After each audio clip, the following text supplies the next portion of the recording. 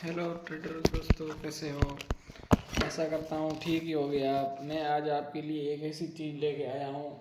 वो है स्ट्रेटजी तो नहीं है, पर स्ट्रेटजी के ऊपर ही है। Strategy road map. आजकल के नए नए जो ट्रेडर होते हैं वो स्ट्रेटजी देखते ही सीधा चार्ट में घुस जाते हैं और बड़ा लॉस लेके खड़े हो जाते हैं। अगर आप चैनल पे नए हो तो चैनल को सब्सक्राइब जरूर कर देना और टेलीग्राम ग्रुप में ज्वाइन हो जाना। और रोज़ हमेशा ट्रेड लेना है और एक ट्रेड आपको रोज का प्रॉफिटेबल लेना है तो आप मेरे टेलीग्राम ग्रुप में ज्वाइन हो जाइए। यूट्यूब बायो में लिंक दिया हुआ है, वहाँ से टेलीग्राम ग्रुप ज्वाइन कर लीजिए और आपको रोज का ट्रेड मिलता रहेगा। आजकल के जो नए नए युवा है जो सोशल मीडिया से देख के ट्रेडिंग के अंदर में घुस रहे हैं उनके लिए ये वीडियो बहुत ही ज़रूरी है। Trading road map.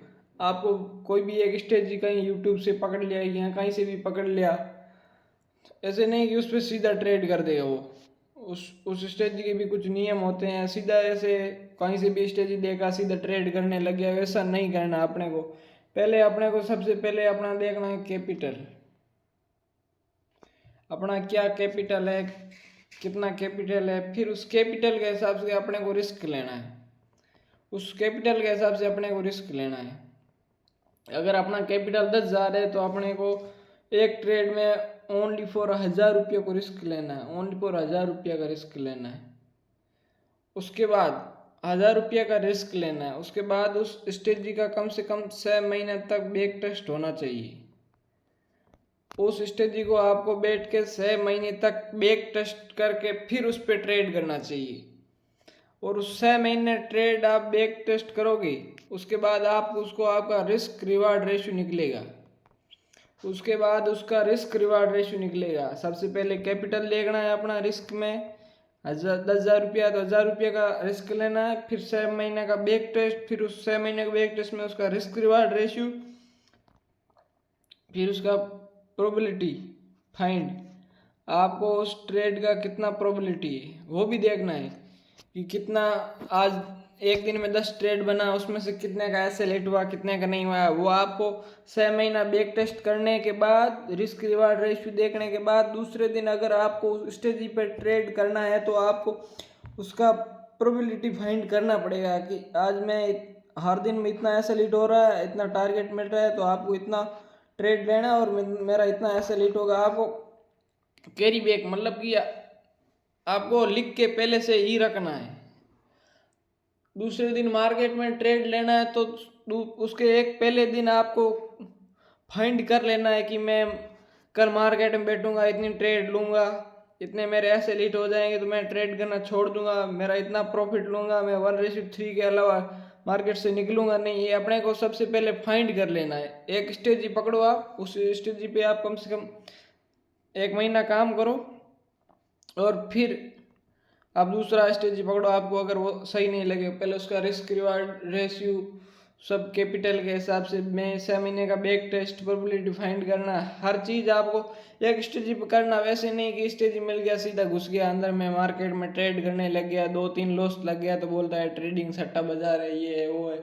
ऐसे नहीं करना। अपने को पहले कैपिटल देखना है, फिर 6 महीने का बैक टेस्ट करना, फिर रिस्क रिवार्ड रेशियो देखना, फिर प्रोबेबिलिटी देखना। सबसे मेन बात तो प्रोबेबिलिटी फाइंड करना है। आपको ट्रेडिंग करना है तो आपको पहले से ही लिख के रखना है इस स्टेज पे इतना एसएलएट होता है, इस स्टेज पे इतना एसएलएट होता है, मैं इस स्टेज पे आज इतना ट्रेड करूंगा, इस स्टेज पे मैं आज इतना ट्रेड करूंगा। सबसे बड़ा बात ओवरनाइट ट्रेडिंग। आपको ये चीज़ कभी भी नहीं करना है। सबसे बड़ा चीज़ है, अगर इन मार्केट में आपको टिकना है तो सबसे बड़ी चीज़ यही है। अगर आपको मार्केट के अंदर में टिकना है तो सबसे बड़ी चीज़ यही है, ओवरनाइट ट्रेडिंग। ये आप अपने ट्रेडिंग जर्नी में कभी भी मत करना ओवरनाइट ट्रेडिंग।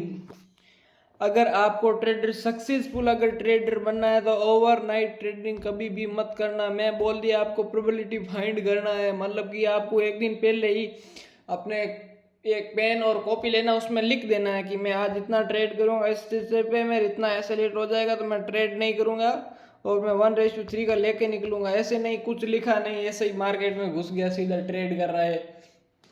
ये स्टेज भी बन गया, इस स्टेज पे ट्रेड ले लिया, उस पर ले लिया, इस पे ले लिया, एक में प्रॉफिट हुआ, 2 में एसएलएट हो गया, वो प्रॉफिटेबल नहीं है। आपको ओवरनाइट ट्रेडिंग नहीं करना है। आपको पहले से ही लिख के रखना है कि मैं आज स्टेज पे इतना ट्रेड करूँगा, इस पे इतना ट्रेड करूँगा। आपको ये चीज़ प्रोबेबिलिटी फाइंड सबसे मेन चीज़ है मार्केट में। और ओवरनाइट ट्रेडिंग कभी भी मत करना। आपको सक्सेसफुल ट्रेडर अगर बनना है तो आपको समय देना पड़ेगा मार्केट को समय देना पड़ेगा। आप सोचोगे कि मैं ओवरनाइट ट्रेडिंग करके मैं बड़ा ट्रेडर बन जाऊंगा, पैसे कमा लूंगा, ऐसे कतई ही नहीं होगे। आप बड़ा लॉस लेके खड़े हो जाओगे और घर वालों को मुंह दिखाने के लायक नहीं बचोगे। इसलिए ओवरनाइट ट्रेडिंग कभी भी मत करना।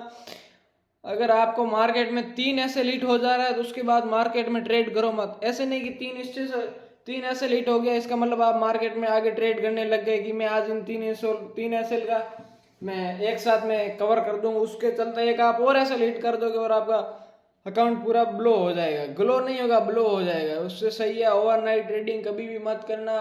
प्रोबेबिलिटी फाइंड पहले आपको करना पड़ेगा, पहले आपको देखना है।